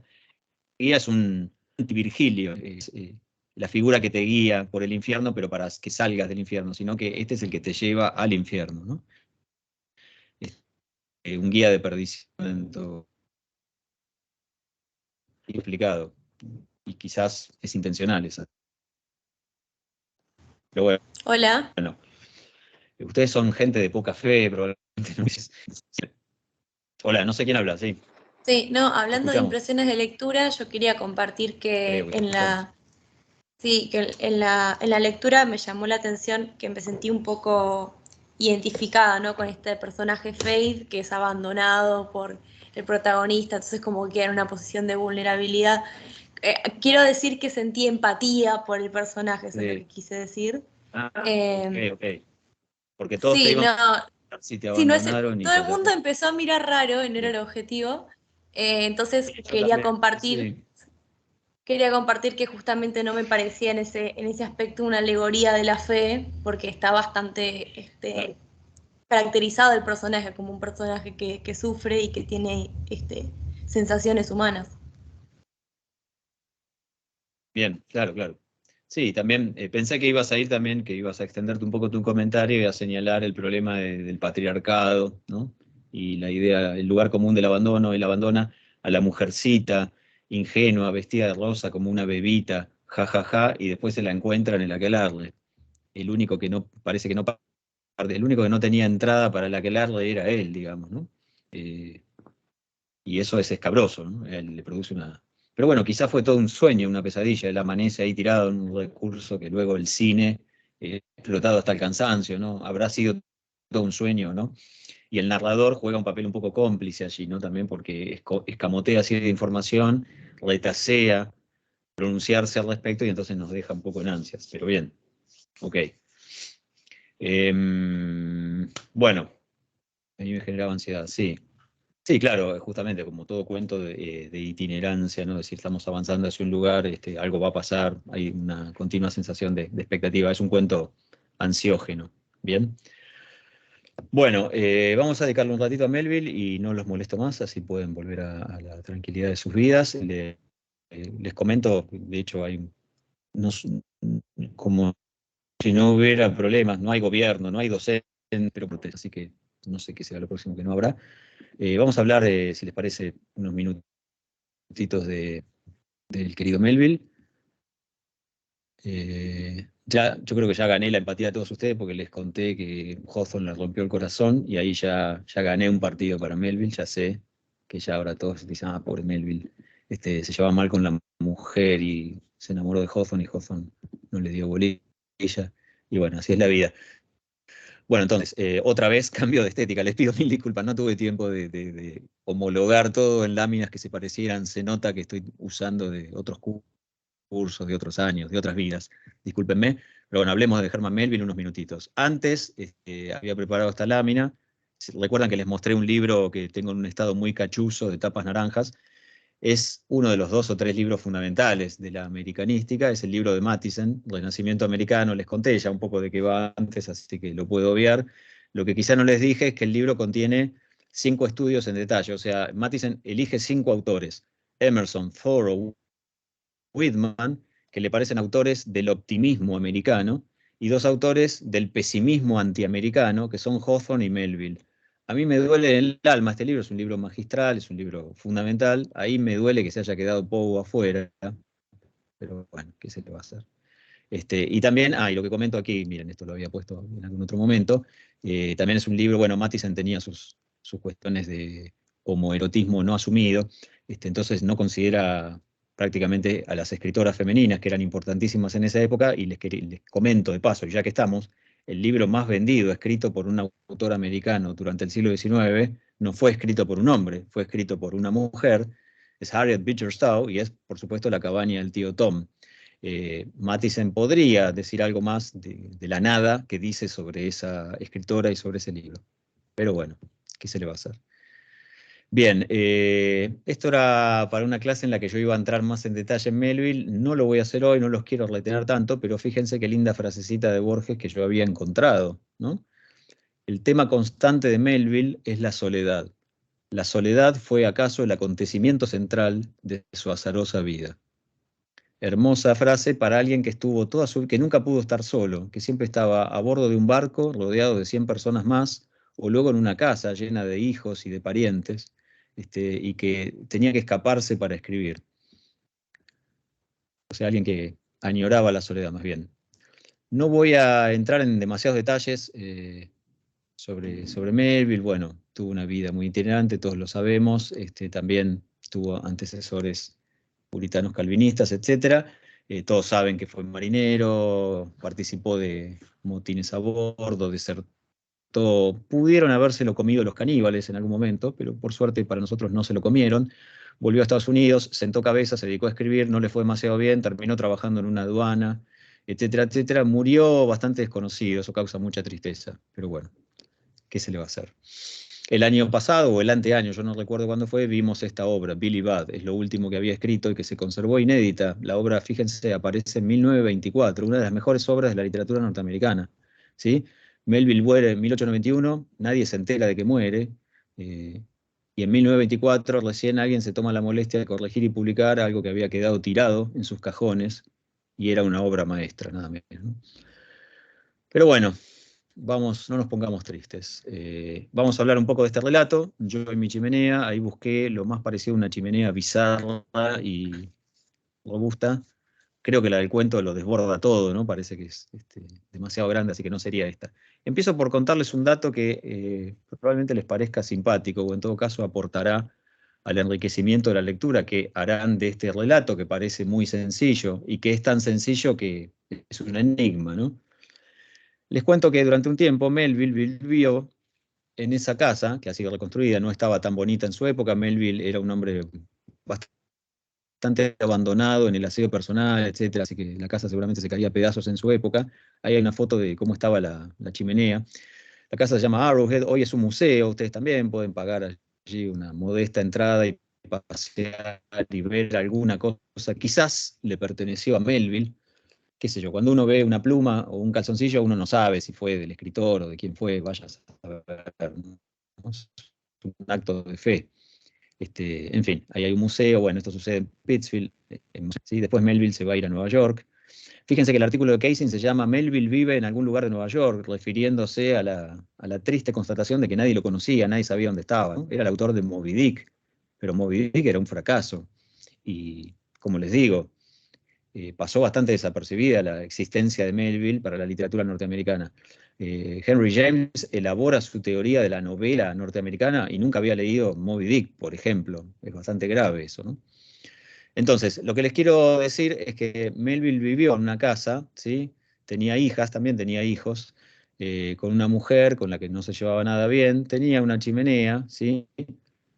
Esa casa se llamaba Arrowhead, y el cuento está inspirado por esa casa y por esa chimenea, es decir, hay un dato real, hay un disparador, ¿no? Aquí recojo en mi siguiente esta idea.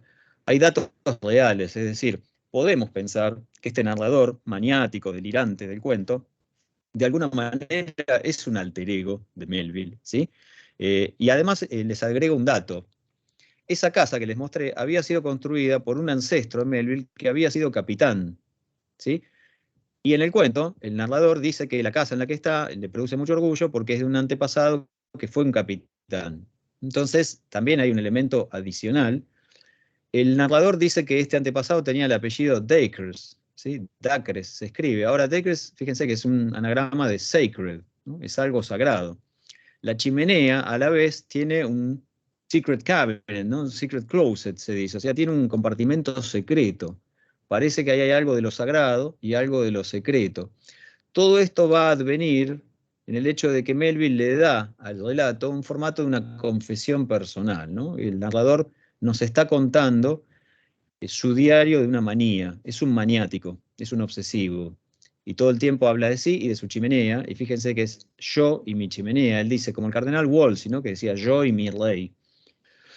Este relato pertenece al grupo deliberadamente antimimético, grotesco en el sentido de que Melville toma un objeto, un animal, un rasgo de carácter, y lo lleva al extremo, ¿no? Hasta agotarlo. Y entonces, como estos relatos, incluso lo hace también en Moby Dick, si ustedes quieren, entonces dejan al lector en la posición de tener que interpretar ese relato, ¿no? Porque, ¿por qué esta cosa sería tan importante? ¿Por qué solo se me habla de esto? ¿Por qué se me repite siempre lo mismo? ¿Por qué en este relato pasan tan pocas cosas, ¿no? Ese es el problema. La monomanía tiene un correlato en el monotematismo, y el monotematismo implica una reducción tan grande de los materiales que deja al lector en una posición de hermenéutica forzada. Tengo que interpretar ese relato. Muchos de ustedes ya sabrán, y además lo pongo ahí, ¿no? En qué escritor esto luego va a reaparecer, y esto ha sido señalado por todo el mundo, incluyendo el propio Borges, ¿no? Esto va a reaparecer en Kafka. No es un invento de Melville, hay escritores anteriores y hay toda una tradición en el medio entre ellos, pero podemos reconocer un aire muy claro de familia entre los procedimientos melvillianos y los procedimientos kafkianos. Es un trabajo de desfiguración, un trabajo de monomanía, un trabajo de circularidad. ¿Ok? Bien, dicho esto, recogí aquí una idea de Todorov, a quien obviamente todos ustedes conocen, pero esperen que los vuelvo a ver un poquito. Todorov dice, en un texto que es Simbolismo e Interpretación, presenta una hipótesis interesante, productiva, ¿no? Él dice, ¿por qué a veces leemos ciertos textos y terminamos de leerlos y nos sentimos obligados a generar una interpretación, un suplemento interpretativo, como si dijéramos, este texto está incompleto, me pide a mí que yo haga algo. Ese algo es una exégesis, me tengo que poner en una postura hermenéutica, me debe estar queriendo decir algo este autor y todavía no me lo dijo literalmente. Y Todorov llega a la conclusión de que eso nos sucede cuando hay dos procedimientos que son opuestos, pero que terminan suscitando la misma sensación de interpretar, la necesidad de interpretar. Todorov dice la decisión de interpretar. Termino de leer una pieza y digo, voy a interpretar esta pieza. Interpretar en el sentido hermenéutico, no en el sentido musical, ¿no? Bien, o hay exceso de información, es decir, el texto me abrumó, me volvió loco, me opacó, no lo entendí, dice demasiado en poca extensión, hay demasiado de todo, hay una exuberancia, una superabundancia de datos y materiales. Por lo tanto, debe querer decir otra cosa, ¿no? Como una figura muy complicada, y yo tendría que poder inteligir que hay una figura que está oculta, ¿no? En esa maleza informativa. O bien por lo contrario, dice Todorov, la carencia, el déficit. Cuando hay poco y este poco se repite, tengo pocos personajes, pocos datos, se me dice siempre lo mismo, termino de leer eso y digo, debe estar hablando de otra cosa. Yo no puedo no ser tan inteligente como para no darme cuenta de que tengo que interpretar. Esa es la decisión de interpretar, lo que llama Todorov. Bueno, con Melville no pasa, como nos pasa a veces también con Kafka, que necesitamos interpretar porque estos autores nos presentan algo y lo repiten y lo repiten, hasta aplicando esa técnica agotó el objeto, ¿no? Es como mostrar un mismo objeto de distintos lugares. Fíjense, yo ahora me siento y escribo un trabajo sobre mi mate. Y empiezo a describir mi mate, digo, bueno, mi mate está roto acá, y sigo con el mate, y agrego anécdotas, y que una vez me lo quisieron robar, y después lo encontré, me lo habían tirado a la basura, y lo compré, ¿en dónde lo compré? Creo que lo compré en Jujuy, en Salta, de hecho, y ya está medio roto, como verán, etcétera, etcétera, ¿no? Y 8 páginas sobre el mate. Bueno, yo no soy Melville, quizás no serán tan bellas mis páginas, pero al final ustedes dirán, no está hablando el mate, ¿no? No puede ser tan estúpido este tipo para decir, a mí que me puede interesar la historia del mate. ¿Qué será? ¿Será él? El mate será un símbolo de basura que pasa algo, otra debe estar pasando, ¿se entiende? Entonces, hay una especie de promoción de la actividad hermenéutica. Bueno, mi Wi-Fi me dice que tengo poca calidad de conexión, espero que me sigan viendo. Avísenme cualquier cosa, cambio la modalidad a celular. Digo, cuando se agota un objeto y todo es monotematismo y las páginas avanzan, pero no progresa mucho la cosa, se me vuelve a decir siempre lo mismo, distinto lugar, algo más me debe estar queriendo decir este autor. Y esto es lo que sucede con Yo y mi chimenea y con otros relatos maravillosos del maestro Melville, con un relato en el que un gallo parece ser la esencia de todo, y un escritorio y así, ¿no? Melville tiene cuentos o sobre muebles, o sobre lugares o sobre una ballena blanca, y todos tienen dentro del relato una interpretación, una valoración de eso, y finalmente el lector se queda como sumado a esa exégesis, ¿no? El lector termina de leer y dice, bueno, yo también tendría que formular una interpretación, ¿no es cierto? Entonces, este relato con formato confesional, les voy a contar, hice una síntesis, ya sé que están un poco cansados al final de la clase, quizás no es el mejor momento de presentar esto, pero lo voy a tratar de presentar de una manera ligera y los voy a dejar en paz y podemos retomarlo la vez que viene. Hice una lista de todas las principales interpretaciones que se fueron dando a lo largo de las últimas décadas. El cuento, como les digo, Melville fue olvidado, es decir, Melville fue de nuevo en 1920 y pico. Nadie lo leía, nadie lo conocía, nadie le interesaba a Melville hasta ese momento. Un editor lo relanzó, empezó a republicar Melville, empezó a dedicarle comentarios, y otro editor se lo tomó en serio, y pronto un académico dijo, caramba, este escritor era importante. Y bueno, y de pronto se puso de moda Melville en 1930. Y se empezaron a releer o a leer por primera vez todas sus obras. Así que este cuento, imagínense, un cuento corto, no parece importante, por lo tanto, recién en la década del 40, suponemos, alguien se lo tomó por primera vez en serio en la historia. Ese alguien probablemente haya sido este autor que yo menciono aquí, Salz. Poco después Casing lo leyó a Salz. Ellos van a introducir la primera interpretación que les quiero comentar de esta lista larga, o no tan larga quizás. La primera interpretación del cuento es biográfica, por eso les mostré la casa de Melville. Yo y mi chimenea expresaría la manía episódica del autor. Es decir, Melville en un momento tuvo episodios de insomnio. Alguien pensó que estaba perdiendo la razón, que estaba un poco loco, que estaba estresado, ¿sí? Había intentado escribir grandes obras, no le estaba yendo muy bien. Ya insistía en los conflictos puertas adentro que tenía con su mujer, con sus hijos e hijas, etc. El dinero no alcanzaba. Bueno, lo revisan los médicos, lo revisa un psiquiatra o alguien que decía ser un psiquiatra, etc. Entonces, ¿qué chimenea? Ya vieron que en la casa real la chimenea no es tan importante, es decir, el cuento agranda el tamaño de la chimenea, ¿no? Entonces la chimenea podría ser la conciencia o el espíritu de Herman Melville, ¿no? Que está acosado por el mundo, está agobiado, ¿sí? Y quizás ese gabinete secreto, ese compartimento secreto que el arquitecto dice que habría dentro de la chimenea, podría ser un secreto oculto, que él no quiere que salga a la luz, un secreto culpable. Por ejemplo, su homoerotismo, o su deseo de estar solo, ¿no? Quizás no sea muy simpático que un padre de familia tiene hijos chiquitos y está casado con su mujer y vive un poco de lo poco que gana publicando libros y un poco de lo mucho que le presta a la familia de su mujer y quiere irse con otro hombre a tener aventuras, o bien quiere estar solo, quiere que su familia lo deje en paz. Entonces, lo que van a introducir estos críticos es la idea de que la chimenea es la despersonalización del narrador, pero el narrador es un alter ego de Herman Melville. Entonces aquí hay un juego de corrimientos lineales. Si ustedes leen el artículo de Casing sobre Melville, que es muy bonito, que cubre toda la vida de Melville, comenta Yo y mi chimenea, Casing, solo para señalar que es un cuento que nos permite entender este momento de estrés y de locura temporaria que habría tenido Melville, que llevó a la consulta psiquiátrica. Esto no duró mucho, después parece que alguien decidió que Melville estaba sano, entre comillas, y bueno, y Melville se muda y listo, y queda olvidado. Algunos de ustedes podrán decir, en realidad estaba loco, ¿no? O sea, simplemente no se dieron cuenta. Y bueno, es muy probable, sí. La psiquiatría en esa época, qué sé yo. En fin.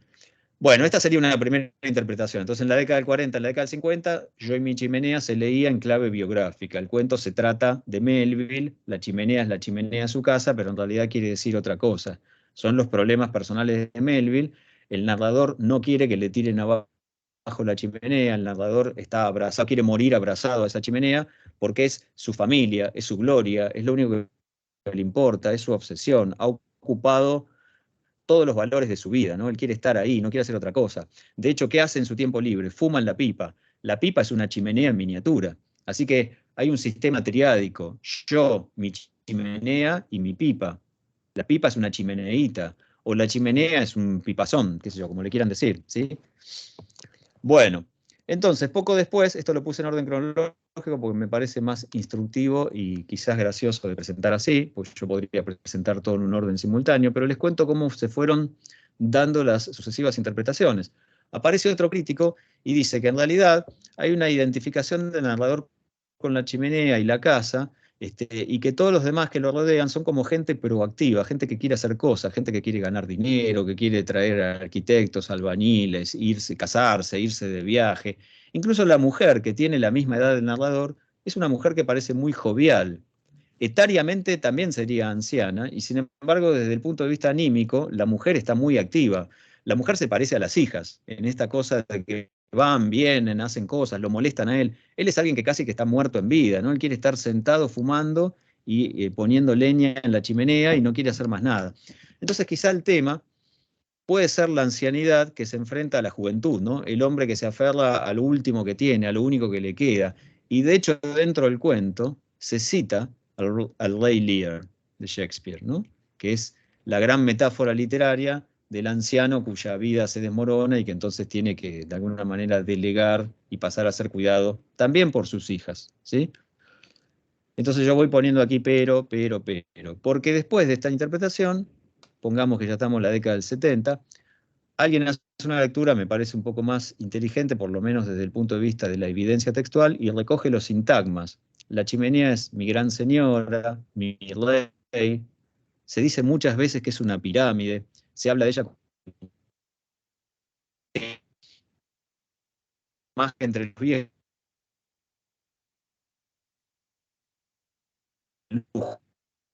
¿cierto? y la burguesía, la practicidad, la rentabilidad, es decir, las hijas, la mujer quieren que la casa sea más útil, están pensando quizás en vender la casa luego, en que haya más habitaciones. Y en cambio el narrador es una especie de aristócrata que quiere estar fumando, no quiere hacer nada, no se presta a la concepción de la vida como algo rentable, como algo útil. La chimenea es incómoda, la chimenea llama la atención de lejos. Eso es ser un aristócrata, ¿no es cierto? Entonces quizá el tema es ese. La rentabilidad y practicidad de la vida americana se enfrenta a una concepción aristocratizante de la vida, donde los objetos son pesados, ostentosos, lujosos, y los jóvenes no los entienden, ¿ok? Ahora, ya estaríamos en la década del 80 o el 90, y alguien va a decir, por supuesto, ya más moderno, la chimenea y la pipa son claros símbolos fálicos, por su forma, son objetos alargados, ¿sí? Entonces, y además porque expelen una sustancia, no es líquida, pero bueno, es un gas. Entonces el tema del relato en realidad sería el temor a la castración de todos los hombres, que es intemporal, que no es solo propio de un viejo, pero si vamos específicamente a la idea de que este hombre se está quedando viejo y está perdiendo autoridad, entonces ya es el tema de la andropausia, ya no hay una función viril activa en él, pierde autoridad masculina y pierde autoridad patriarcal, ¿no? El narrador está rodeado de mujeres. De hecho, hay una... Bibi es como la mucama, ¿no? Y es interesante que la presencia que amenaza la estabilidad, la felicidad de la vida del narrador, si es que podemos decir que está feliz, porque es un monomaníaco, está bastante loco, pero es otro hombre, ¿no? La mujer trae otro hombre a la casa, y ahí empieza la competencia. Él no puede resistir que le traigan a este. Me causa mucha gracia porque lo llama candidato a arquitecto, y conozco muchos arquitectos que en realidad son candidatos a arquitectos. Bueno, hay una última interpretación, y ya los voy dejando así pueden descansar. Esta es más esmerada porque requiere mucho dato, mucho estudio. Se ha hecho mucho estudio sobre las preferencias políticas de Melville, sobre los contactos políticos muy escasos de Melville y sobre ciertos parientes y periódicos que Melville leía a veces. Es decir, aquí la pregunta sería, ¿qué concepción tenía Melville de Estados Unidos, del gobierno norteamericano? Y lo que se sugiere en esta última interpretación, que es de hace no muchos años, es que en realidad la chimenea y la casa serían metáforas, serían símbolos, ¿ven? Aquí no hay alegoría, aquí claramente hay un símbolo polisémico, fíjense que la chimenea puede ser cualquier cosa. Entonces, lo que Melville estaría representando allí es el problema de lo que llamaba la union, o sea, el gobierno unificado, ¿no? Y la casa que amenaza compartirse podría ser la lucha entre el norte y el sur. Y alguien ha sugerido incluso que quizás la chimenea, que va a romper todo y que está acabando con la casa y que no deja vivir, podría ser la esclavitud. Y alguien sobre esto se ha sumado para decir, ya me parece todo esto muy osado, pero hay alguna evidencia textual que lo prueba. Scribe en realidad es un escriba. Se les decía así en época de Melville a los periodistas de segunda, ahora diríamos los periodistas de la grieta, ¿no? Que están a favor de un bando o en contra del otro, no importa. Periodistas de segunda, digamos, que promovían la agitación. Había periodistas en el norte que decían hay que destruir el sur, hay que arrasarlo o hay que dejar que se hagan otro país aparte porque son impresentables. El sur decía separémonos, ¿no? Melville está escribiendo este cuento pocos años antes de la guerra civil. En ese momento el país ya estaba muy separado. Entonces se podría leer la chimenea como ese gran estorbo, como ese gran problema. Y fíjense que en un momento el narrador dice, ya le cortaron un pedazo, ¿no? Alguien podría decir, bueno, si es un símbolo fálico, es doloroso eso que se está diciendo, pero si es la esclavitud, quiere decir que de alguna manera hay leyes que tratan de contenerla, hay pactos dentro del Parlamento americano, algún día les contaré cómo eran esos pactos para que no creciera en la práctica de la esclavitud en todo el país, etc. Es decir, no faltarían elementos que pueden abonar una interpretación, llamémosla política o sociopolítica, de la chimenea y de la casa, ¿no? La casa sería Estados Unidos, la chimenea la esclavitud, o algo así. Esta interpretación me gusta porque pone a Melville en una dinámica contemporánea con su Estados Unidos, país que parecía no interesarle demasiado en general, pero por otro lado, les confieso que a mí me parece un poquito recherché, un poquito rebuscada. No me convence tanto, pero hay alguna evidencia, hay alguna prueba de que quizás la cosa vaya por ahí. Ustedes saben cómo es el juego de los críticos y cómo es la tradición del paper académico. Cuando ustedes publican un paper, una interpretación, de alguna manera tienen que dar cuenta de que conocen las anteriores y al mismo tiempo tienen que tener una interpretación personal ustedes, ¿no? Entonces tienen que salir a demostrar que pueden decir algo nuevo sobre todo lo que se ha venido diciendo un problema. Y me causa mucha gracia porque yo en Mi Chimenea, en 1930, nadie lo había leído, y de pronto parece un cuento menor, ¿no es cierto? Es un cuento chiquito. La obra maestra la van a ver en Prácticos, Melville, ahí es Melville. Acá pareciera que no, a mí me causa mucha gracia, me gusta mucho este cuento. Y es interesante cómo se ha ido formando, sin embargo, una tectónica de interpretaciones que demuestran que, efectivamente, cuando un relato dice poco y es circular y tiene este formato monomaníaco y recurrente, parece que pide una hermenéutica, ¿no? Y entonces, cuando uno lee los papers que se escriben cada tanto sobre este relato, nota la competencia de interpretaciones. Cada uno dice, no, mi interpretación es la correcta, las otras interpretaciones se quedan cortas, no es que estén mal, son interpretaciones admisibles, pero sin duda Melville quería decir esto, ¿no? Entonces todos tienen esa actitud de que Melville sin dudas quería decir esto y de que mi interpretación es la correcta. No sabemos qué quería decir Melville. Eh, la mujer de Melville, pese a que se llevaban bastante mal, como ya dije muchas veces, anotó mucho las obras de Melville, lo mismo que la Sofía Peabody, la mujer de Hawthorne, entonces nos han quedado ideas y anotaciones, pero no tenemos una interpretación familiar. Por ejemplo, la mujer de Melville anotó en alguna copia de este cuento que en realidad la mujer del personaje del narrador de Yo y mi chimenea la hace acordar a su suegra. Pero ¿quién ha hablado alguna vez bien de su suegra, no es cierto? Así que no alimenta mucho ninguna interpretación eso. Y de nuevo nos reconduciría a la tesis biografista, que es simpática, pero que parece que se queda corta, ¿no? El cuento, entiendo yo, que pide más, y como ven en esta enumeración que hice, la puse en orden cronológico, no es tan así, no es que uno espera 10 años para contestarle a otro, ¿no? Las cosas no son tan así ordenadas, yo la ordené un poco forzadamente para que ustedes vieran cómo se fue dando. Y bueno, esperemos la próxima, a ver quién tiene la tesis correcta. No sé cuál les gusta más a ustedes. Ahí alguien comenta, yo interpreté la chimenea como un símbolo de Estados Unidos. Bueno, muy bien, vienen ataques de afuera. A esa persona se llama Analía y yo le querría preguntar, no sé si tenés micrófono abierto, ¿cuáles serían los ataques de afuera a mediados del siglo XIX para Estados Unidos? Porque más bien que el mundo se siente atacado por Estados Unidos rara vez se ha sentido atacado desde afuera. Sí, no, yo lo interpreté como ataques del sur, digamos. O sea, Ok, claro. Ok, bien. reduciendo Sí, el país a la unión, ¿no? sí, Y sí. vienen los ataques del sur que quieren como De desunir, hecho, digamos. claro, de hecho la palabra unión, esa idea de la unión empieza a surgir fuerte en esta época. Es una palabra que no dice nada, pero justamente la palabra no es ingenua, la unión, todos tenemos que estar unidos, ¿no? Ya habían pactado en el Parlamento que si surgían estados esclavistas al sur, se iban a crear nuevos estados esclavistas al norte para que en el Parlamento siempre hubiera un número equitativo de representantes. Eso les puede parecer maravilloso o también pueden decir qué asqueroso, ¿no? Cómo estaban tolerando y validando la institución de la esclavitud. Bueno, es lo que podían hacer en ese momento. No faltaban los fanáticos que querían que los países se separen. De ambos lados, ¿eh? En el norte eran más proclives a avancemos sobre el sur y desactivemos la esclavitud, pero también había algunos fanáticos que decían, basta, no se puede negociar, son simios, son gorilas, no hablemos con esta gente, marquemos una frontera y hagamos un muro al estilo Donald Trump y olvidémonos de que existen. En el sur había muchos fanáticos, ¿no? Que incluso mediante atentados y sobre todo con libelos y panfletos decían nos tenemos que separar. Lincoln toma el poder, es un caldo de cultivo en ese momento, pocos años después, ¿sí?